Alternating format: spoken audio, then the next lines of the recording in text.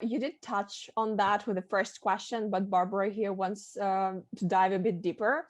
So obviously, when you do any mapping activity, you do engage a lot of people. So when mapping for a broader context, she wonders if you have any tips on sense making to make mapping more tangible Yeah, for employees when facilitating, let's say, blueprint yeah, mapping yeah, workshops. Do you have any quick wins, quick tips for yeah. quick wins for engaging and not extending the whole conversation? Sure. I think first of all, it starts with with empathy, and by that I mean using the map as a way to let all of those people that you invite get into the shoes of the customer or the user, right?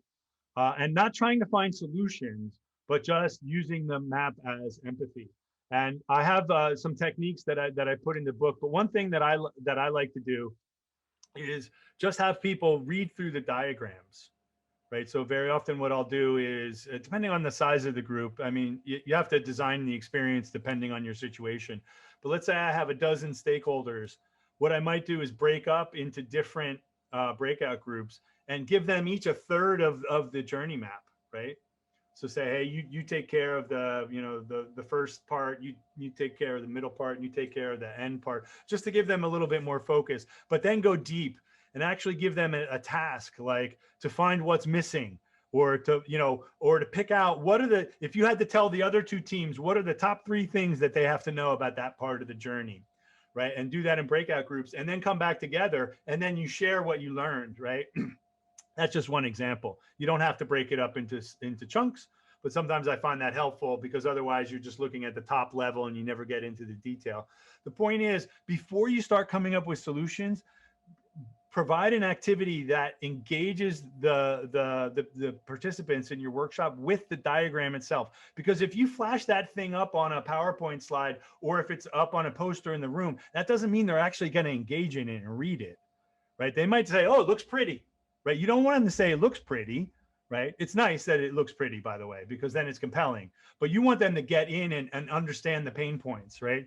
So build that into your workshop with an activity that gets them into all the details, and give them a scavenger hunt, like find the top three insights that were new to you, right? Or what did you learn from this?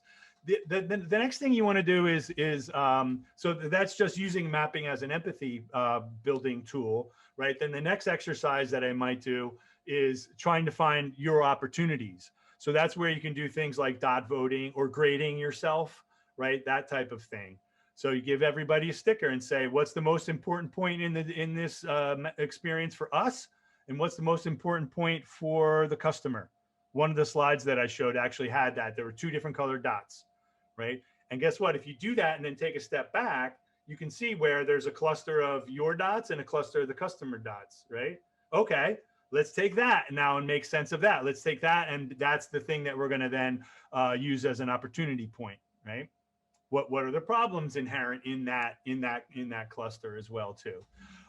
So in the book, I do give some more concrete activities, but I encourage you to think about um, plays or techniques or exercises that you can do on top of the map to make it more of a curiosity exercise, so that people lean into it and actually engage with it. With you can look at a book like Game Storming. If people don't know the book Game Storming, it's essentially a collection of like techniques that you can use. But you need to think about like game storming for journey mapping, right? Oh, there's a good book, Yuri. We should write Game Storming for journey mapping, right? A layer of activities there. Not that I want to write books. I don't know why people volunteer me to write more books. I just volunteered myself to write a new book. Writing books is a terrible thing. I don't know why I just did that to myself. I'm not writing this book, by the way. So can you cut this out of the recording right now, this whole thing? I did not volunteer to write this book, but it would be a good book for somebody on the call to write. And it would be, exercises and games around journey mapping. And it would be like a collection of all these activities that you can do. But be creative. You're all creative here on the phone, on the call here, but be creative about how you can engage people, and empathy, and then finding your opportunities, right?